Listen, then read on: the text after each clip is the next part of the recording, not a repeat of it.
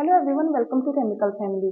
हमने quantum chemistry start की हुई है और आज हमारी क्वांटम केमिस्ट्री की सेकंड क्लास है। इससे पहले हम लोगों ने कुछ ऐसे मैथमेटिकल टर्म डिस्कस किए थे जो आगे चल के हमारे क्वांटम केमिस्ट्री में यूज होने वाले हैं। अगर आपने वो क्लास अभी तक नहीं देखी है तो मैं उसका लिंक आपको डिस्क्रिप्शन बॉक्स में दे दूंगी, आप वहां से वो वीडियो देख सकते हैं। अब हम आगे पढ़ने वाले हैं ऑपरेटर्स। ऑपरेटर्स क्या होते हैं? ऑपरेटर एक ऐसा कॉन्सेप्ट है जो क्या है? ऑपरेटर एक ऐसा कॉन्सेप्ट है जो एक फंक्शन को दूसरे फंक्शन में चेंज करता है। ठीक है, ऑपरेटर एक ऐसा कॉन्सेप्ट है जो एक फंक्शन को दूसरे फंक्शन में चेंज करता है या फिर किसी एक फंक्शन को किसी कांस्टेंट में चेंज करता है। देखिए स्टूडेंट्स, अभी आपको ये सब समझ में नहीं आ रहा होगा, मैं आपको थोड़ा सा एग्जांपल के साथ समझाती हूँ। मैथ्स में आप सभी को पता है प्लस, माइनस, मल्टीप्लाई और डिवाइड, ये सारे हमारे मैथ्स में ऑपरेटर होते हैं। जैसे अगर मैं आपसे कहूँ कि 4 + 2 कितना होता है तो आप मुझे बताएंगे कि 4 + 2 6 होता है। अगर मैं आपसे कहूँ कि 4 × 2 कितना होता है तो आप मुझे कहेंगे कि 4 × 2 8 होता है।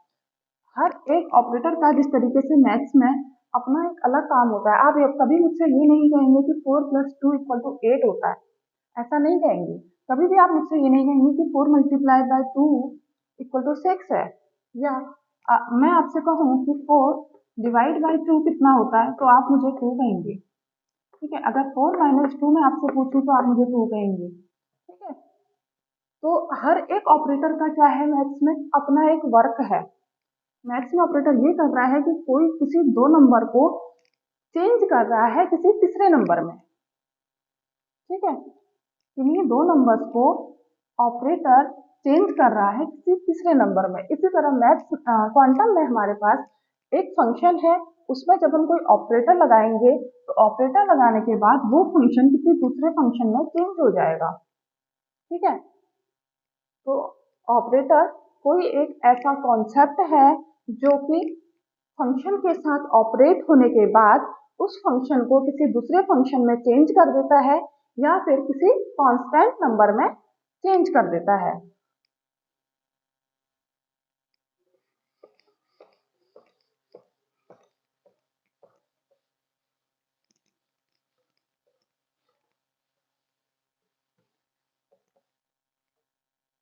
मैं आपको एग्जांपल बताऊं तो d/dx, d/dx भी हमारा क्या है, एक ऑपरेटर है क्वांटम में। d/dx को जब हम यूज करते हैं एक फंक्शन 2x² का डिफरेंशिएशन करने के लिए, तो इसका डिफरेंशिएशन क्या होता है? इसका डिफरेंशिएशन होगा हमारे पास 2 जो है वो कांस्टेंट नंबर है, उसको हम बाहर ले लेंगे। ठीक है, x² का डिफरेंशिएशन 2x होगा और आंसर हमारे पास क्या आ जाएगा, 4x। तो देखिए, ये एक ऑपरेटर है। इस ऑपरेटर ने इस फंक्शन को ऑपरेट करके किसी दूसरे फंक्शन में चेंज कर दिया है। यही मैंने आपसे कहा था कि ऑपरेटर जो है वो एक ऐसा कॉन्सेप्ट है जो किसी फंक्शन को ऑपरेट करके उसे किसी दूसरे फंक्शन में चेंज कर देता है, तो वो क्या होता है, हमारा ऑपरेटर होता है। ठीक है, एक और एग्जांपल हम यहाँ पे देखेंगे, d/dx ऑफ 8x = 8 कांस्टेंट है, बाहर आ जाएगा। d/dx of x equal to d/dx of x कितना होता है, 1। तो इसका आंसर कितना आ जाएगा, 8। तो ये देखिए, यहाँ पर ये ऑपरेटर है। इस ऑपरेटर में इस फंक्शन को ऑपरेट करके हमारी एक कांस्टेंट वैल्यू हमको मिलती है। ठीक है, तो यही मैंने आपसे कहा था कि ऑपरेटर किसी एक फंक्शन के साथ ऑपरेट होके हमें या तो कोई दूसरा फंक्शन दे देंगे या फिर हमें कोई कांस्टेंट वैल्यू दे देंगे। इतनी बात आपको समझ में आ रही होगी।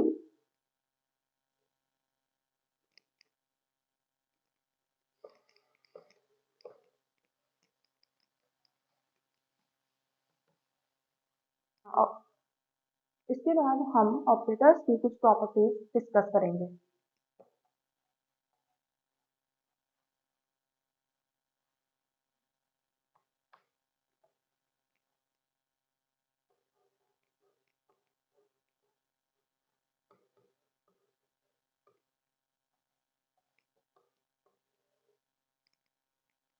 जो पहली प्रॉपर्टीज हमारी ऑपरेटर की है वो ये है कि ऑपरेटर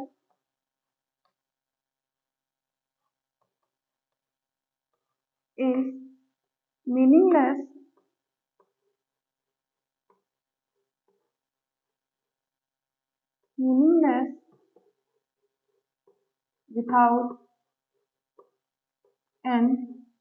without a function.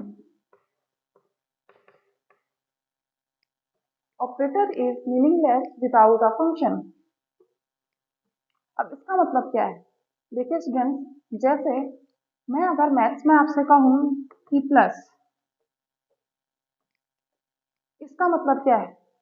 तो आप ये तो कह देंगे कि प्लस का मतलब है कि हमको दो चीजों को, हमको किसी को ऐड करना है, लेकिन किस चीज को ऐड करना है, हमारा आंसर क्या आएगा, इससे क्या हमें रिजल्ट मिलेगा, हमें कुछ नहीं पता। हमें किस चीज को किस में कन्वर्ट करना है, क्या है, हमें इसके बारे में कुछ नहीं पता। इसी तरीके से हमारे क्वांटम केमिस्ट्री में जो ऑपरेटर होते हैं, जब तक हमें उसके साथ कोई फंक्शन नहीं दिया होगा तो हमें ये बिल्कुल भी आइडिया नहीं लग पाएगा कि हमने करना क्या है, हमारा आंसर क्या आएगा। ठीक है, operator is meaningless without a function. जिस तरह मैथ्स में जो हमारे ऑपरेटर्स हैं वो नंबर के बिना मीनिंगलेस होते हैं, उसी तरीके से हमारे जो ऑपरेटर्स क्वांटम में होते हैं वो किसी फंक्शन के बिना जो है मीनिंगलेस होते हैं। जैसे अगर मैं आपको कहूँ डी बाई डी एक्स, मैंने कहा डी बाई डी एक्स और कहा आपसे कि आंसर निकालिए, आप कहेंगे डी बाई डी एक्स, लेकिन करना क्या है, फंक्शन क्या है, हम क्या आंसर निकालें। खाली डी बाई डी एक्स का हमारे पास कोई मतलब नहीं है। जब मैं आपसे कहूंगी कि D by D X of 2x square plus 5x, ठीक है, अब आप क्या करेंगे, अब आप इस ऑपरेटर को इस फंक्शन के साथ ऑपरेट करेंगे और तब जाके आपका आंसर आएगा। ठीक है, जब आप इसको ऑपरेट करेंगे तब जाके आप आंसर लिखेंगे 4x प्लस 5। तो हमारा जो ऑपरेटर है वो किसी फंक्शन के बिना क्या है, मीनिंगलेस है।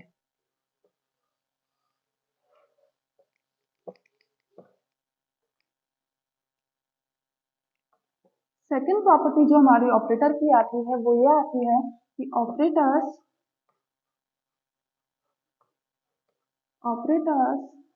आर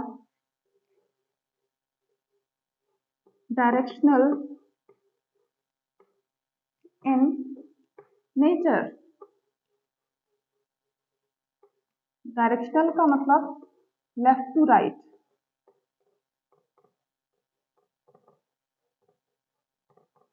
ठीक है, जो हमारा ऑपरेटर है वो लेफ्ट टू राइट ही वर्क करेगा, राइट टू लेफ्ट वर्क नहीं करेगा।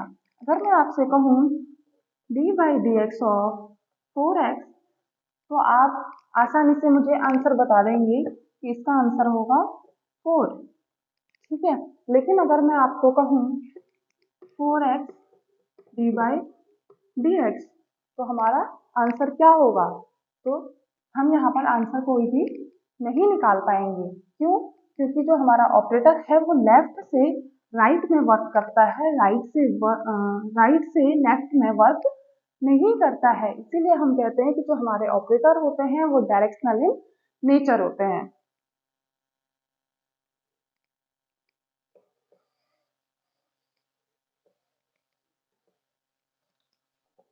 तीसरी जो प्रॉपर्टी हमारे ऑपरेटर्स की आती है वो ये कहती है कि nth power of an operator means operator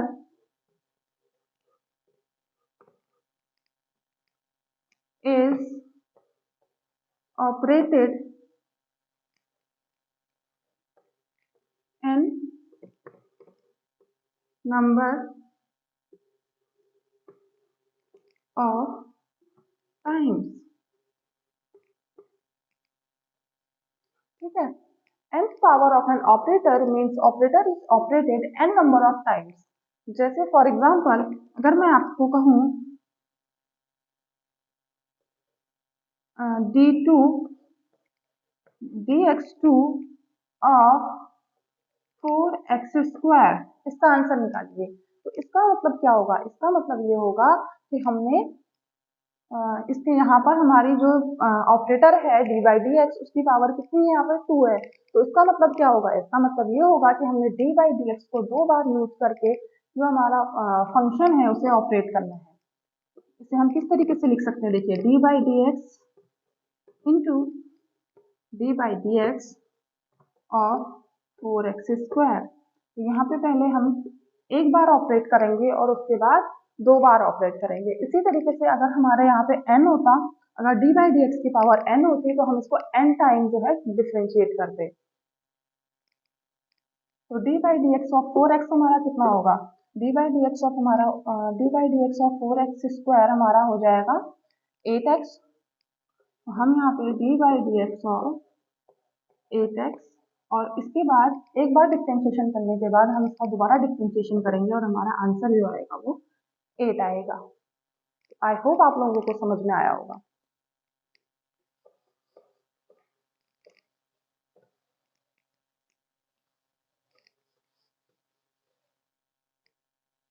हमारी जो फोर्थ प्रॉपर्टी है ऑपरेटर्स की, वो ये कहती है कि operators in quantum are always linear. Linear से क्या मतलब है हमारा? देखिए, क्वांटम में किसी ऑपरेटर के लीनियर होने के लिए उसने 2 कंडीशन सेटिस्फाई करनी होती है। पहली कंडीशन ये होती है कि जो हमारा ऑपरेटर है वो किसी फंक्शन को जब ऑपरेट करे तो उसके साथ अगर कोई कांस्टेंट वैल्यू है तो जो ये ऑपरेटर है इस कांस्टेंट को कुछ भी इफेक्ट ना करे और ये कांस्टेंट हमारा ऐसा ही ऐसा बाहर आ जाएगा और जो हमारा ऑपरेटर है वो सिर्फ और सिर्फ फंक्शन को ऑपरेट करेगा।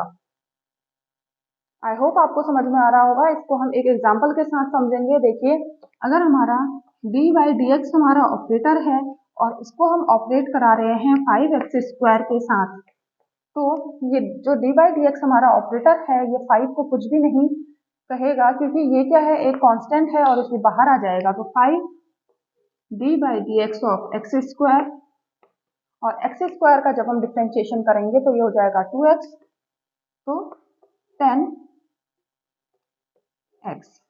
तो ये हमारा आंसर आ जाएगा यहाँ पर।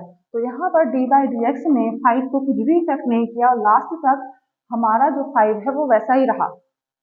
ठीक है, यहाँ पर भी आप सोचेंगे ये तो चेंज हो गया, यहाँ 5 था यहाँ 10 हो गया। इसको हम 5 इंटू 2x भी तो लिख सकते हैं। ठीक है, तो यहाँ देखिए हमारा जो कांस्टेंट है वो लास्ट तक एज इट इज रहा है, उसको जो है इस ऑपरेटर ने कुछ भी इफेक्ट नहीं किया है। ठीक है, तो किसी भी ऑपरेटर के लीनियर होने के लिए पहली कंडीशन ये होती है कि वो कांस्टेंट को कुछ भी ना कहे। ठीक है, और लीनियर होने के लिए हमारी दूसरी कंडीशन ये होती है कि अगर कोई ऑपरेटर किसी फंक्शन को ऑपरेट कर रहा है और ये वो फंक्शन इस तरीके से है, देखिए f(x) प्लस gx। ठीक है, तो अगर इस ऑपरेटर को इस दोनों फंक्शंस को ऑपरेट करना है तो जब हम इस तरीके से ऑपरेट करेंगे तो इसकी जो वैल्यू आएगी वो वैल्यू इन दोनों को अलग अलग जब हम ऑपरेट करेंगे तो इनकी वैल्यू के इक्वल आनी चाहिए। ठीक है, तो जब ये ऑपरेटर इन ऑपरेटर्स के साथ ऑपरेट होगा तो जितनी वैल्यू इसकी आनी चाहिए उतनी ही वैल्यू इन दोनों के साथ जब ऑपरेटर ऑपरेट होगा तो उसके बाद जो हमारा आंसर आएगा तो वो सेम होना चाहिए। ठीक है, मैं आपको एक एग्जांपल के साथ समझाती हूँ।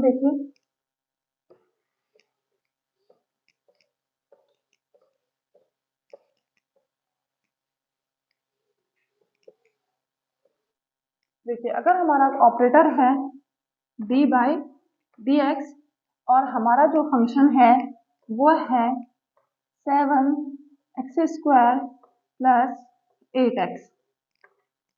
तो क्या हो सकता है, जब जो ये ऑपरेटर है हमारा डी बाई डी एक्स, ये अंदर ऑपरेट होके D by D X of 7x square plus D by D X of 8x, तो यहाँ पे ऑपरेट होके ये आ जाएगा 14x प्लस 8, तो हमारा ये आंसर आ जाएगा।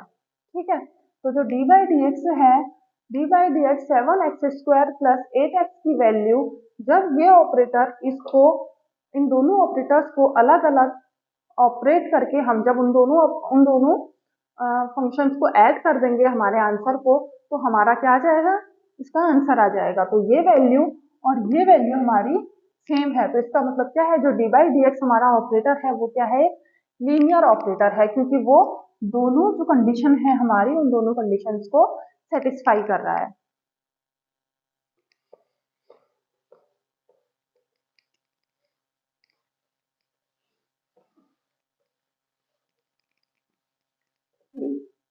क्या कोई ऐसा ऑपरेटर भी होता है जो नॉन लीनियर होता है? तो मैं कहूंगी हाँ, जैसे हमारा स्क्वायर,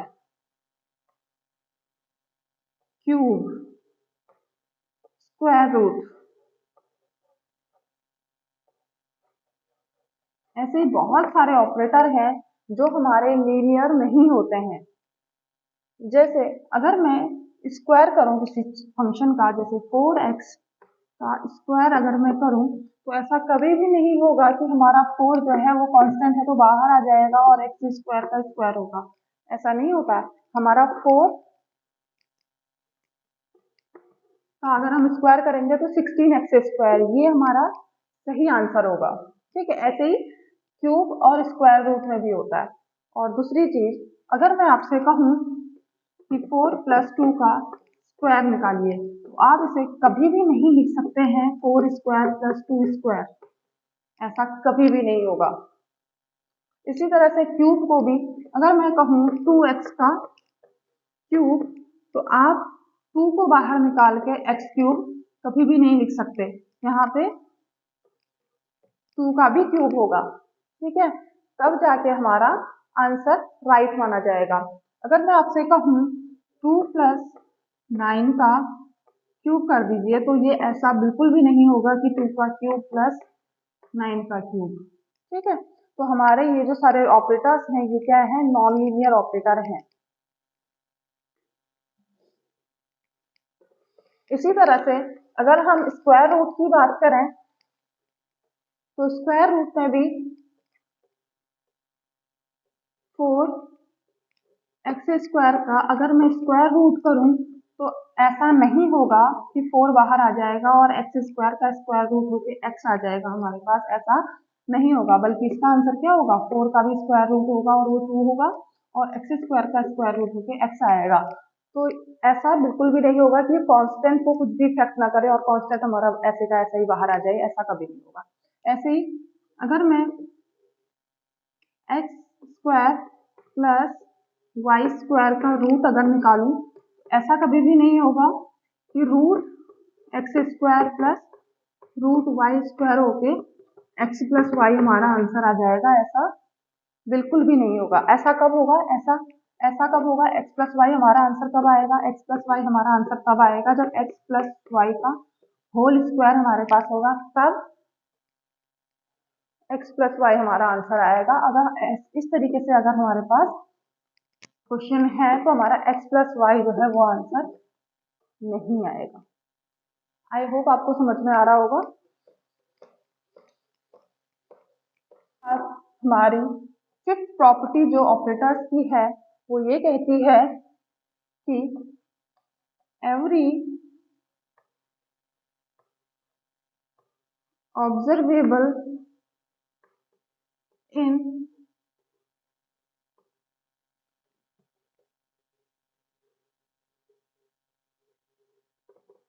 क्लासिकल मैकेनिक्स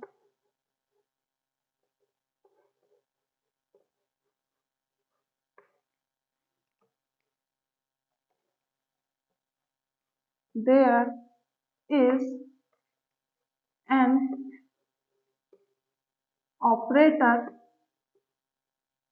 इन क्वांटम मैकेनिक्स, क्वांटम मैकेनिक्स। ठीक है, every observable in classical mechanics there is an operator in quantum mechanics। Classical mechanics में हमारे पास जितने भी ऑब्जर्वेबल होते हैं उनके लिए क्वांटम मैकेनिक्स में कोई ना कोई ऑपरेटर जरूर होता है। यहाँ पे ऑब्जर्वेबल का मतलब क्या होता है? ऑब्जर्वेबल का मतलब होता है variables that changes with time, जो कि टाइम के साथ साथ चेंज होते हैं। वो वेरिएबल हमारे ऑब्जर्वेबल कहलाते हैं। जैसे अगर मैं बात करूं पोजीशन, ठीक है, momentum, for example position, momentum, kinetic energy,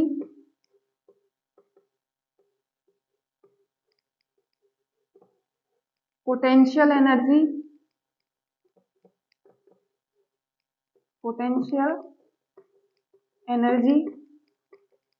और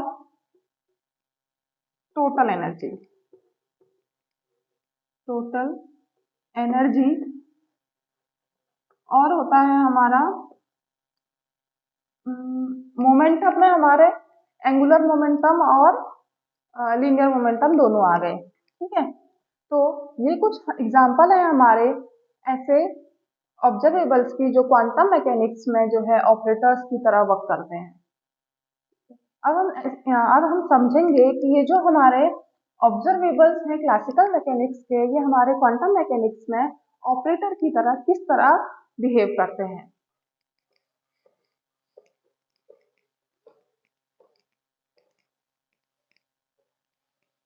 अगर मैं बात करूं पोजीशन की,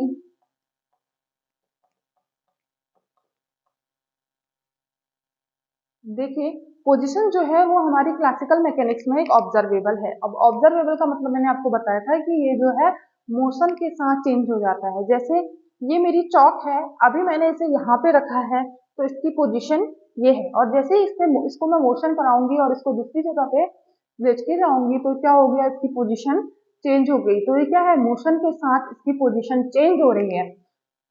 तो जो ये पोजीशन है हमारी, ये क्वांटम केमिस्ट्री में या क्वांटम मैकेनिक्स में हमारी ऑपरेटर की तरह बिहेव करती है। क्लासिकल मैकेनिक्स में हम इसे x इस तरीके से लिख सकते हैं, x, y और z।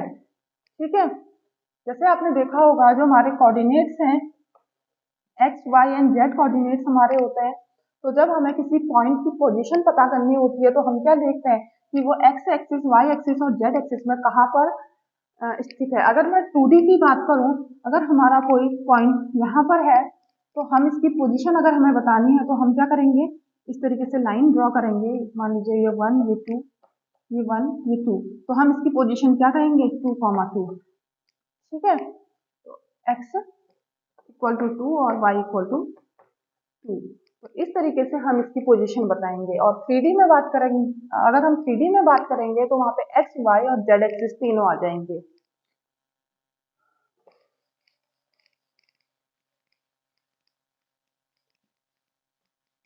ठीक है, तो क्लासिकल मैकेनिक्स में हम इसे x, y एंड z करके इस तरीके से हम रिप्रेजेंट कर सकते हैं। ठीक है, और क्वांटम केमिस्ट्री में या हम यहाँ पे क्या लिख सकते हैं, ऑब्जर्वेबल।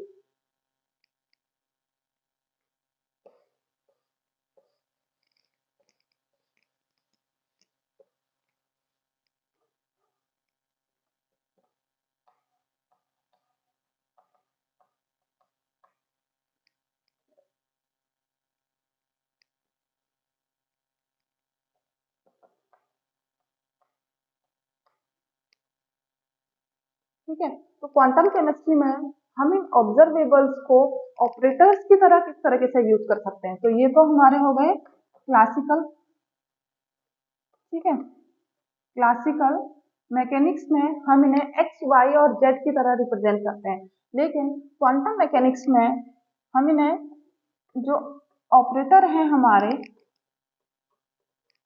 उनकी तरह यूज करते हैं। किस तरीके से, देखिए, X cap, Y cap and Z cap, इस तरीके से। और इनको ऑपरेट कैसे करते हैं, एक काम करिए आप लोग, एक टेबल बना लेते हैं हम लोग यहाँ पर और उससे समझने की कोशिश करते हैं।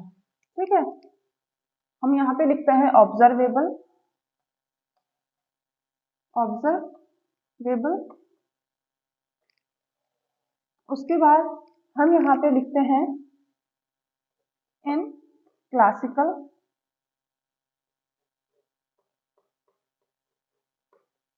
मैकेनिक्स,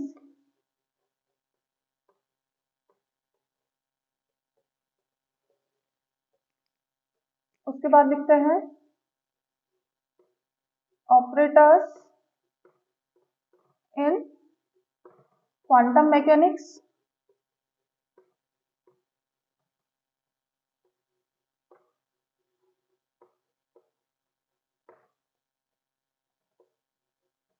और उसके बाद हम लिखेंगे यहाँ पे ऑपरेशन। ठीक है, हम किस तरीके से ऑपरेशन करते हैं।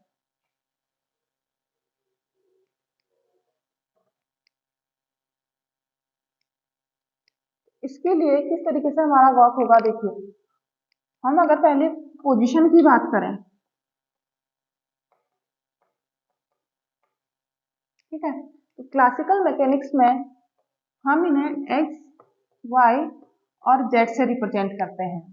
ठीक है, और जब हमारे ऑपरेटर्स की बात आती है क्वांटम मैकेनिक्स में, तो हम क्या करते हैं, इसके ऊपर कैप लगा देते हैं, X cap, Y cap and Z cap. इस कैप का मतलब है, जिसके भी ऊपर आप एक कैप देखेंगे तो उसका मतलब हो जाएगा कि वो क्या है, एक ऑपरेटर है। ठीक है, तो कैप का सीधा सा रिप्रेजेंटेशन है ऑपरेटर।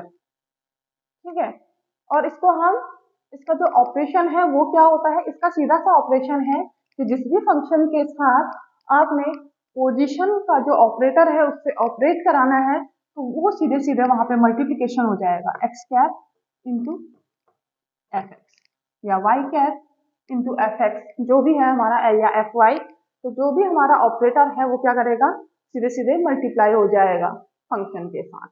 और दूसरा हमारा जो ऑब्जर्वेबल है वो है लीनियर मोमेंटम, लीनियर मोमेंटम।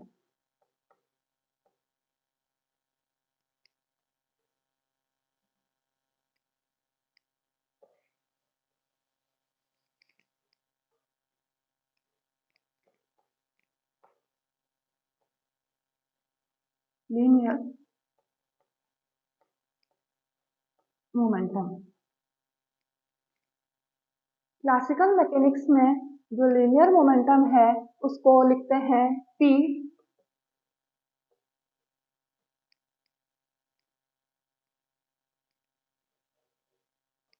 जो क्लासिकल मैकेनिक्स है उसमें जो लीनियर मोमेंटम है उसको लिखते हैं P is equal to M we.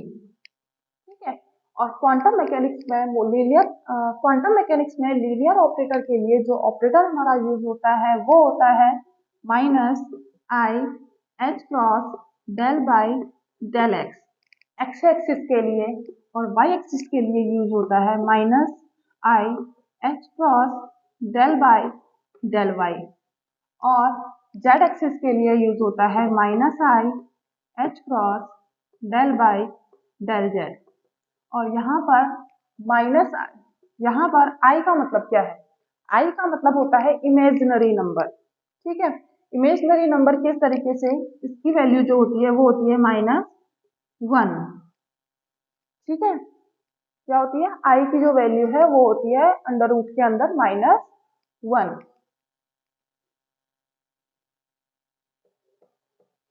इसको जब हम लीनियर मोमेंटम के ऑपरेटर को किसी फंक्शन के साथ ऑपरेट कराएंगे तो किस तरीके से ऑपरेट कराएंगे देखिए, minus I H cross del by del X of F X. ठीक है, इसके बाद हम बात करते हैं टोटल लीनियर मोमेंटम की। Total linear momentum.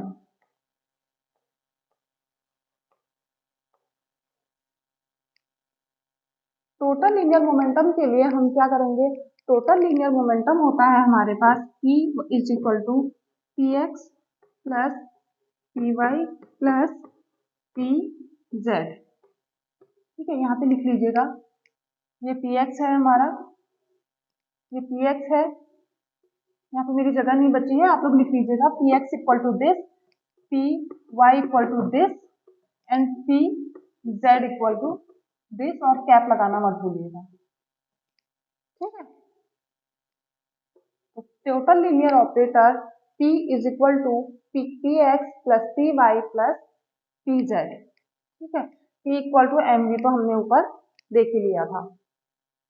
तो इसको जब हम ऑपरेट करेंगे तो किस तरीके से करेंगे, देखिए पी एक्स की वैल्यू हमारी कितनी होती है, पी एक्स की वैल्यू होती है minus I H cross del by del X minus P Y की वैल्यू होती है I H cross del by del Y minus I H cross del by del Z. Minus I H cross सब में common है तो इसको बाहर ले लेंगे, तो P cap equal to minus I H cross del by del X plus del by del Y plus del by del Z. ठीक है, तो ये क्या है हमारा, ये आ गया हमारा टोटल लीनियर मोमेंटम ऑपरेटर। इसको हम किस तरीके से हम अप्लाई करेंगे, किस तरीके से हम ऑपरेशन करेंगे किसी फंक्शन पे, तो देखिए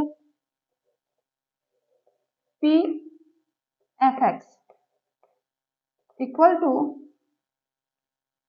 मैं इरेज करके यहाँ लिख रही हूँ, आप वहां पे लिख लीजिएगा, मैं इसे इरेज कर देती हूँ।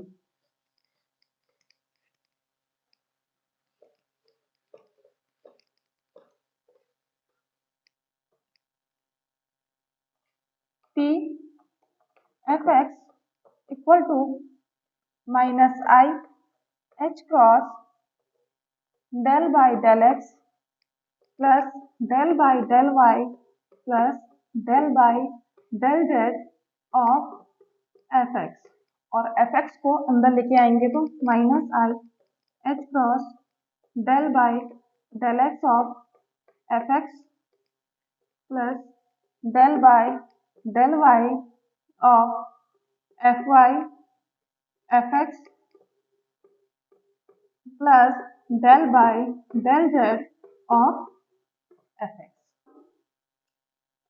टोटल लीनियर मोमेंटम को किसी फंक्शन पे ऑपरेट कराएंगे। ठीक है, अभी हमारा जो फंक्शन है वो कुछ भी हो सकता है, वो सिर्फ एक्स का फंक्शन भी हो सकता है, वो एक्स और वाई का फंक्शन भी हो सकता है, वो एक्स वाई और जेड का फंक्शन भी हो सकता है। अगर ये हमारा सिर्फ एक्स का फंक्शन होगा तो हमारा जो ये वाली टर्म और ये वाली टर्म जीरो हो जाएगी। अगर हमारा ये वाई सिर्फ वाई का फंक्शन होगा तो एक्स वाली टर्म और जेड वाली टर्म जीरो हो जाएगी। अगर ये हमारा सिर्फ जेड वाला टर्म होगा तो हमारी वाई और एक्स वाली टर्म जो है वो जीरो हो जाएगी। अगर ये हमारा एक्स वाई और जेड जो है तीनों का फंक्शन अगर ये होगा तो हमारी तीनों टर्म्स की कुछ ना कुछ वैल्यू आएगी। ठीक है, आई होप आपको इतना समझ में आया होगा।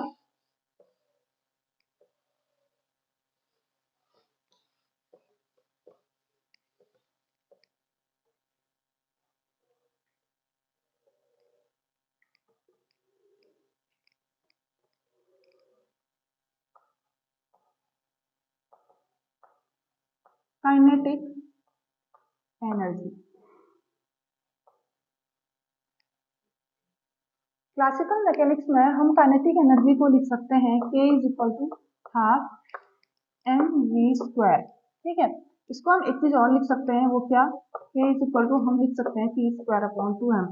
आप कहेंगे ऐसा क्यों लिख सकते हैं, ऐसा कैसे, ऐसा इसलिए, देखिए मैं आपको बताती हूँ, हमारे पास जो लीनियर मोमेंटम था p इज इक्वल टू हमारे पास क्या था mv। ठीक है, तो अब हम हमारी जो ये इक्वेशन है इसमें हम n से मल्टीप्लाई और डिवाइड कर देते हैं, तो ये टर्म हमारे पास आ जाएगा k is equal to half m square v square upon m। ठीक है, इसको फिर हम क्या कर सकते हैं, k is equal to half M V का होल स्क्वायर लिख सकते हैं इसको हम। एम वी क्या था हमारा p, तो ये क्या हो जाएगा p स्क्वायर अपॉन m, तो ये पूरा हमारा क्या आएगा k is equal to p square upon 2m। तो यही तो लिखा है हमने यहाँ पर।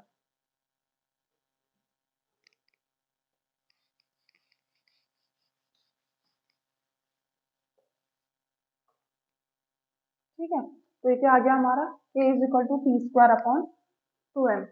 तो इसका ऑपरेटर जो होता है वो क्या होगा, इसका ऑपरेटर होगा हमारा kx equal to px cap square upon 2m।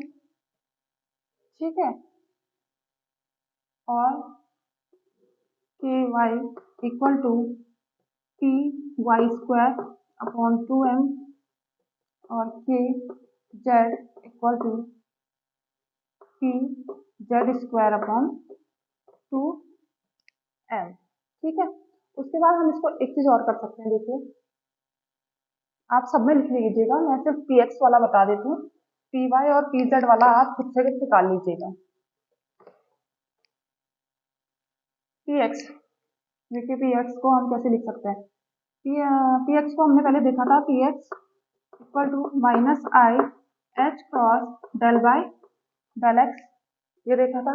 जब हम px स्क्वायर करेंगे तो हम क्या करेंगे, पूरे का स्क्वायर कर देंगे, तो यहाँ से आ जाएगा minus I square H cross square del two del X two. ठीक है, माइनस आई का माइनस 1 का स्क्वायर क्या होता है, प्लस हो जाएगा यहाँ पर, और आई का स्क्वायर होता है, देखिए मैंने आपको बताया था आई इक्वल टू रूट के अंदर -1। ठीक है, जब हम इसका स्क्वायर करेंगे तो इसका भी स्क्वायर हो जाएगा, तो आई स्क्वायर की जगह हम क्या लिख सकते हैं, -1 लिख सकते हैं। तो माइनस का स्क्वायर तो हमारा प्लस हो गया, लेकिन आई का स्क्वायर क्या हो जाएगा हमारा -1। ठीक है, -1 H cross square del two del X two. ठीक है, तो ये क्या हो जाएगा minus H cross del two del X two, तो हम इसको लिख सकते हैं यहाँ पर minus H cross square del two del X two H square upon 2m।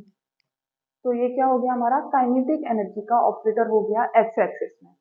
अगर वाई एक्सिस में लिखना होगा तो एक्स स्क्वायर की जगह वाई स्क्वायर लिख लेंगे, और जेड एक्सिस में एक्स स्क्वायर की जगह जेड स्क्वायर लिख लेंगे।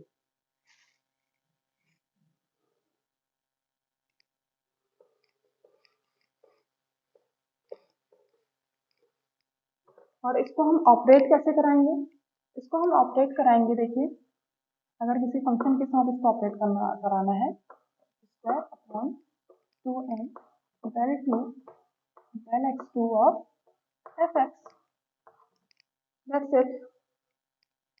ठीक है, इसके बाद हम देखेंगे total kinetic energy operator. Total kinetic energy operator, इसको हम कैसे करेंगे, देखिए कुछ नहीं करना है, ये हमारा ये तो फॉर्मूला हमने देख ही लिया ऊपर।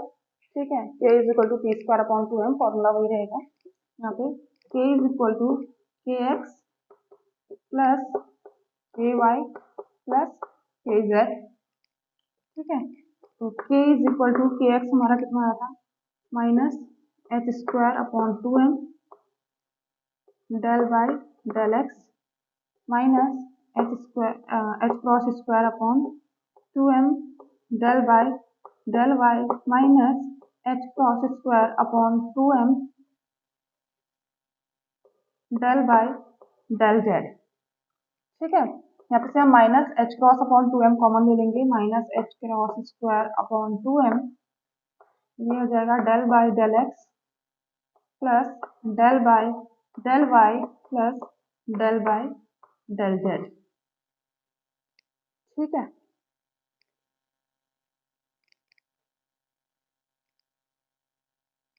इसको जब हमने ऑपरेशन इसको जब हमने फंक्शन पे ऑपरेट कराना है तो हम किस तरीके से इसको ऑपरेट करा सकते हैं। देखिए, इसको अगर हमने ऑपरेट कराना है किसी फंक्शन में तो इसे हम इस तरीके से कराएंगे, minus H cross upon 2m del by del X plus del by del Y plus del by del Z into F X, पहले यहाँ पे लिखेगा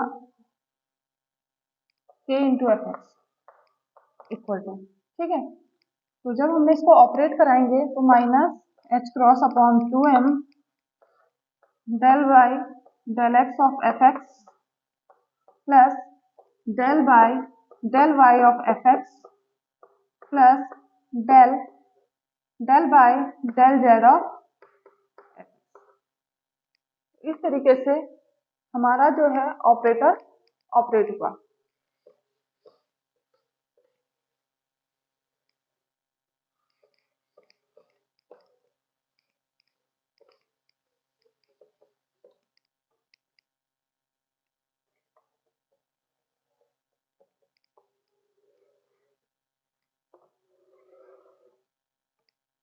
इसके बाद हम बात करेंगे पोटेंशियल एनर्जी की।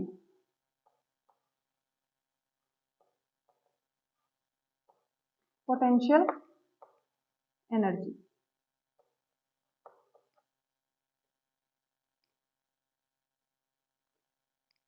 पोटेंशियल एनर्जी को क्लासिकल मैकेनिक्स में V से डिनोट करते हैं और इसके जो ऑपरेटर हैं उनको हम V X cap, V Y cap और वी जेड कैप इस तरीके से डिनोट करेंगे। और इसका ऑपरेशन कैसे होगा, जैसे हमने पोजीशन को सीधे मल्टीप्लाई किया था वैसे ही जो हमारे जो पोटेंशियल एनर्जी के ऑपरेटर है वो भी सीधे सीधे मल्टीप्लाई हो जाएंगे, V X F X, V Y F Y, V Z F Z, इस तरीके से। ठीक है, और टोटल पोटेंशियल एनर्जी,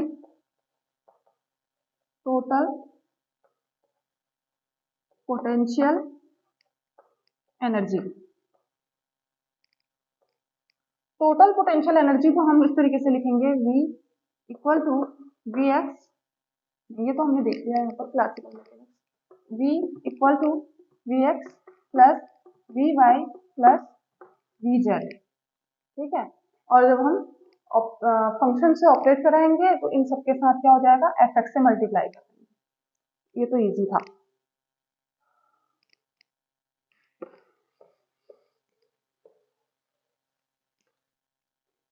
इसके बाद हम बात करते हैं टोटल एनर्जी की।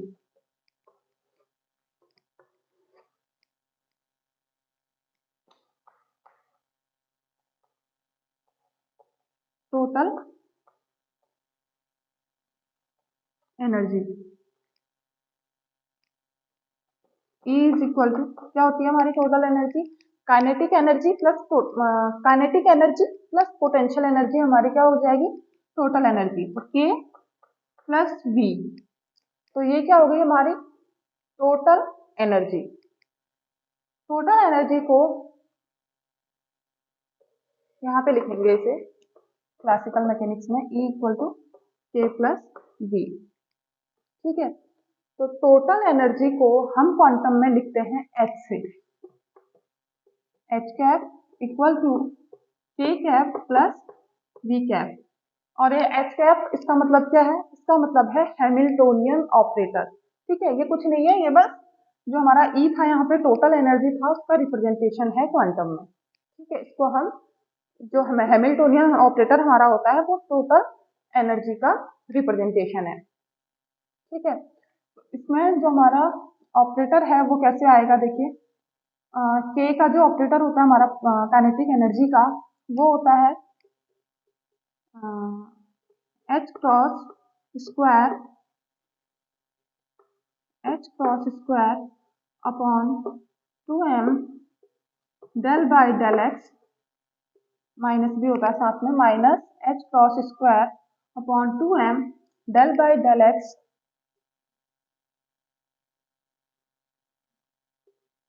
Del two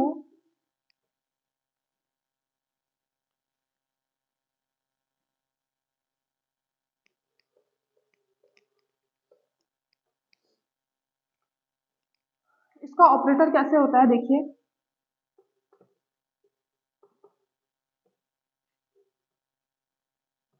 total potential energy को हम किस तरीके से डिनोट करते हैं, minus H cross square upon 2m del two del X two plus del two del Y two plus del two del Z two. और जो हमारी पोटेंशियल एनर्जी है उसको हम लिख सकते हैं वी, इसको हम सिर्फ वी से रिप्रेजेंट करेंगे, या हम यहाँ पे V X V X Y Z इस तरीके से भी इसको लिख सकते हैं। तो ये क्या हो गई हमारी टोटल एनर्जी, ठीक है, इसमें kinetic energy plus potential energy. और जब इसको फंक्शन के साथ ऑपरेट करना होगा तो इसका ऑपरेशन क्या हो जाएगा, एफ एक्स, ठीक है। तो इसके यहाँ पे क्या हो जाएगा, एफ एक्स, एच स्क्वायर के साथ जब हम एफ एक्स को मल्टीप्लाई करेंगे तो minus H cross square upon 2m del two del X two plus del two del Y two plus, तो मैंने मना किया है ना डिस्टर्ब करने मत आना करके, 6 से लेकर 16 तक की।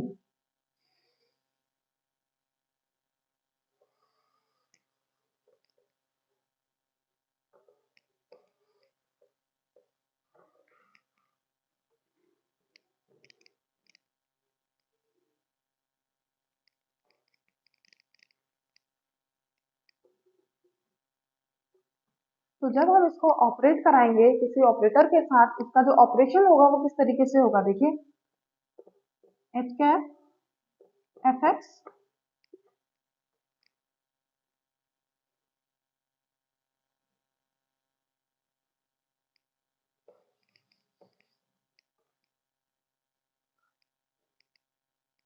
तो यहाँ पर हमारा जो ये टर्म आया है, ठीक है, del two by del X two plus del two by del Y two और plus del two by del Z two, इसको हम जो है लाप्लाशियन ऑपरेटर भी कहते हैं, ठीक है। और इसको डिनोट करते हैं इससे,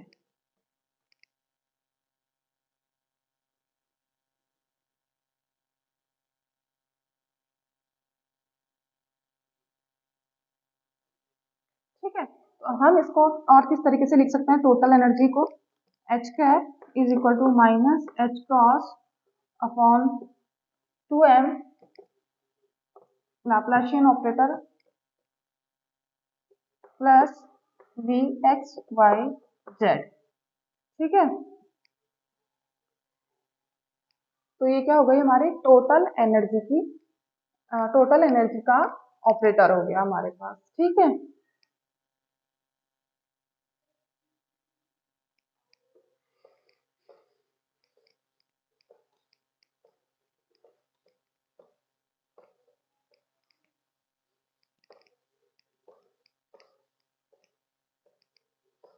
देखिए स्टूडेंट्स, यहाँ पर हमने लीनियर मोमेंटम ऑपरेटर, जो हमारा लीनियर मोमेंटम ऑपरेटर था वो तो हमने देख लिया था। अब एक चीज और आती है हमारे पास, एंगुलर मोमेंटम ऑपरेटर, वो हमने अभी तक नहीं देखा है, ठीक है। जितने भी हमारे ऑपरेटर हैं उन्हीं में ये एक ऑपरेटर और है, angular momentum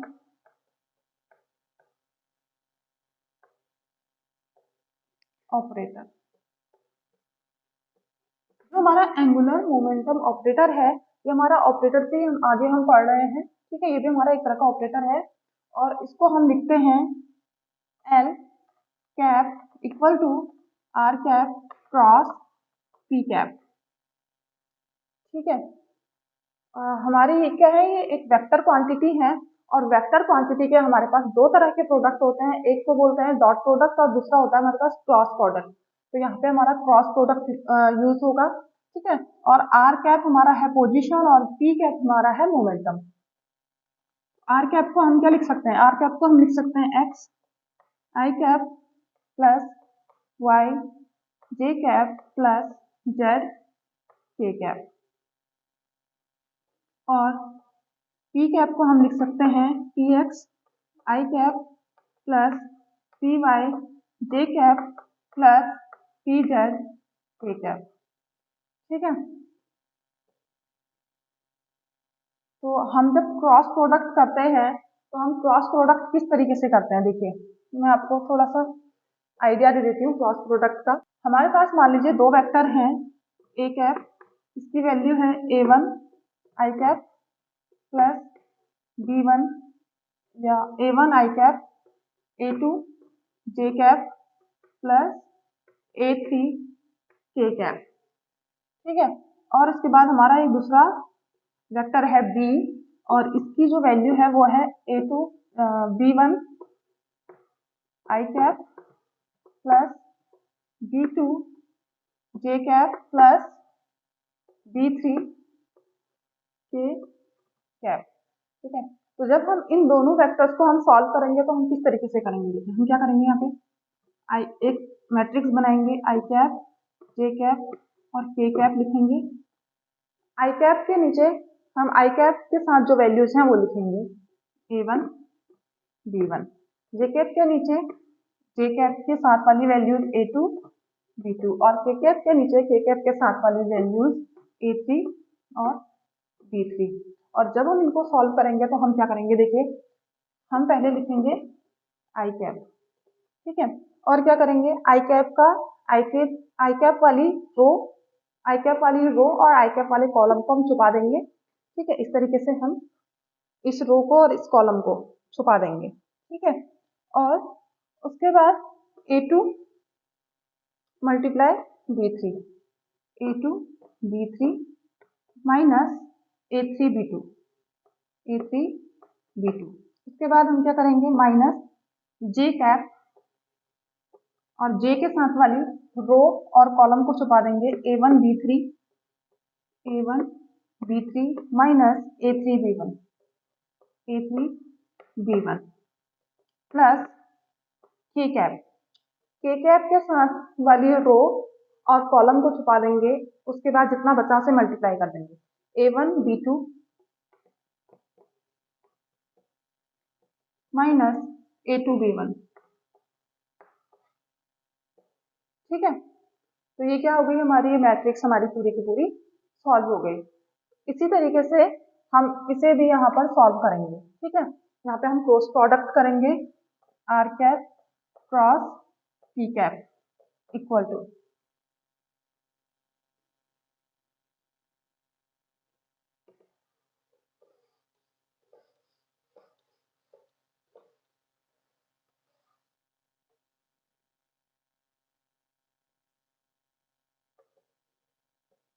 I cap J cap K cap, I के साथ वाली values x P X, J के साथ वाली y पी वाई और के साथ वाली z पी जेड। ठीक है, आर आर क्रॉस पी को हम क्या लिख सकते हैं, एल लिख सकते हैं, एल कैप इक्वल टू आई वाला कॉलम और रो छुपा दीजिए, आई कैप लिख दीजिए यहाँ पर, और आई वाला रो और कॉलम छुपा दीजिए Y P Z minus Y P Z minus Z P Y. ठीक है, माइनस जे कैप वाला कॉलम और जे कैप वाली रो छुपा दीजिए, तो X P Z minus Z P X. ठीक है, उसके बाद के कैप वाली रो और के कैप वाला कॉलम, इनको छुपा दीजिए, इसको और इसको छुपा दीजिए। ठीक है,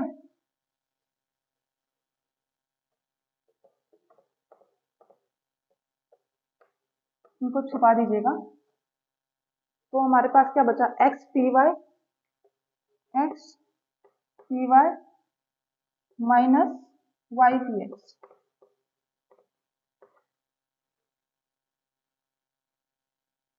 ठीक है, अब देखिए हम यहाँ पे एल कैप को क्या लिख सकते हैं, एल कैप को हम लिख सकते हैं L X I cap plus L Y J cap plus L Z K cap equal to हमारे पास हो जाएगा Y P Z minus Z P Y I cap minus X P Z minus Z P X J cap plus X P Y minus Y P X K cap. ठीक है, तो ये हमारी पूरी इक्वेशन आ गई। अब यहां से हम क्या करेंगे, कंपेयर करेंगे।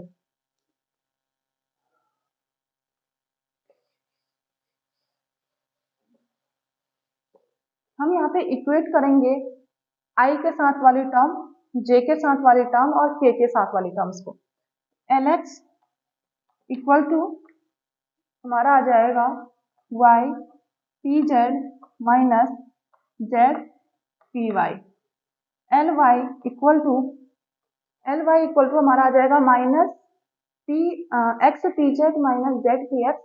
जब ये माइनस जो है अंदर मल्टीप्लाई होगा तो जो माइनस वाली टर्म है वो हमारी प्लस वाली हो जाएगी। तो यहाँ पे क्या हो जाएगा हमारा Z P x minus X P Z. ठीक है, और जो हमारा एल जेड वाली टर्म है वो आ जाएगी हमारी X P Y minus Y P X. ठीक है, तो ये हमारी क्या आ गई, एल एक्स एल वाई और एल जेड की वैल्यू आ गई। ठीक है, तो हम इसे याद कैसे करेंगे, इसे लर्न करने का बहुत ही इजी तरीका है। ठीक है, ये तो आपको याद रह जाएगा कि जो एक्स के साथ या वाई और जेड आएगा। ठीक है, किस तरीके से लर्न करेंगे, देखिए एक्स वाई जेड, हमको एक्स वाली टर्म में वाई और जेड आएगा। ठीक है, एक्स वाली टर्म में वाई और जेड आएगा, वाई वाली टर्म में एक्स और जेड आएगा और जेड वाली टर्म में हमारा क्या आएगा, एक्स और वाई आएगा। ठीक है, तो देखिए किस तरीके से करेंगे हम इसे, या तो इस तरीके से लिखिए या एक काम करिए, ऐसे मत लिखिए, एक सर्किल के फॉर्म में लिखिए, एक्स वाई जेड। ठीक है, एक्स से वाई पे जाना है, वाई से जेड पे और जेड से एक्स पे। एल एक्स है ना हमारा, तो एक्स से हम कहाँ गए, वाई पे, तो वाई आ गया पहले, उसके बाद पी जेड आ गया और उसके बाद इन दोनों को आगे पीछे कर देना है, जहाँ पे वाई था वहां पे जेड लगा देना है, जेड और वो कर लेना है। ठीक है, वाई और पी जेड था तो यहाँ पर जेड और पी वाई कर देना है। ठीक है, ऐसे ही वाई वाली टर्म के साथ क्या आएगा, वाई के बाद जेड पहले आएगा, जेड और पी एक्स। ठीक है, उसके बाद जेड की जगह एक्स लिख देना है और पी एक्स की जगह पी जेड लिख देना है, चेंज कर देना है उन दोनों को आगे पीछे। ठीक है, एल जेड, जेड के बाद क्या है हमारा एक्स, तो यहाँ पे एक्स आएगा, X P Y minus X की जगह वाई कर दो और पी वाई की जगह पी एक्स कर दो। ठीक है, तो ये हो गई हमारी एंगुलर मोमेंटम ऑपरेटर की वैल्यूज।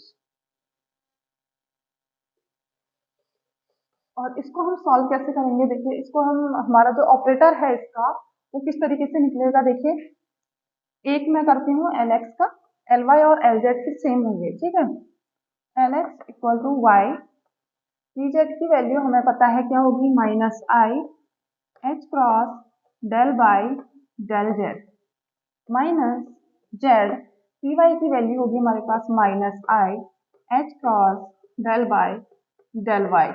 ठीक है, यहाँ पे हमारे पास minus I H cross common है तो इसको हम बाहर ले लेंगे। ठीक है, minus I H cross Y del by del Z minus Z del by del Y. ठीक है, तो ये आ गई हमारी एंगुलर मोमेंटम ऑपरेटर की वैल्यू। ठीक है, तो हम एंगुलर मोमेंटम ऑपरेटर को इस तरीके से, फिर इसके बाद यहाँ पे एफेक्ट्स लगा के इसे हम ऑपरेट करा सकते हैं। आई होप स्टूडेंट्स कि आप लोगों को आज की क्लास पसंद आई होगी, आप लोगों को बहुत कुछ नई चीज़ें सीखने को मिली होंगी। अगर आपको इस वीडियो से थोड़ी सी भी हेल्प मिलती है तो please like, share and subscribe कर दीजिएगा। Thank you.